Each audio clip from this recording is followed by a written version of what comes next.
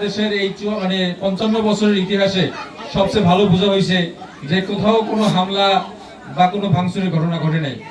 গত 17 বছর আমাদের যে রাজনৈতিক যারা ছিল, নেতৃবৃন্দ ছিল, যারা দেশ পরিচালনা করত, বিভিন্ন রাজনৈতিক কারণে আমাদের হিন্দু ভাইদের উপরে বিভিন্নভাবে হামলা টামলা করে এমনভাবে একটা পরিবেশ ক্রিয়েট করত যে তারা যেন সবসময় আতঙ্কে থাকে। এই অশুভকে বিদায় করে একটা শুভ শক্তির উত্থান ঘটিয়েছেন। আমরা মনে করি বাংলাদেশের মানুষ এই ধারা অব্যাহত রাখবেন, এদেরকে আগামীতে নেতৃত্বে নিয়ে আসবেন, যাতে বাংলাদেশের মানুষ প্রকৃত গণতন্ত্রের স্বাদ পায়। গণতন্ত্রের যে আসল কি মিনিং, শুধু আপনার ভোট কেন্দ্রে গিয়ে একটা ভোট দেয় গণতন্ত্রের মুখ্য উদ্দেশ্য না। গণতন্ত্রের মুখ্য উদ্দেশ্য হলো বৈষম্যহীন সমাজ। এই যে আপনারা হিন্দু মুসলমান আমরা সবাই মিলে মিলেমিশে থাকা, সবাই সবার উপরে আসা, সবাই সবাইকে সহযোগিতা করা, কেউ বিপদে পড়লে সেখান থেকে উদ্ধার করা, এটাই গণতন্ত্রের মুখ্য বিষয়।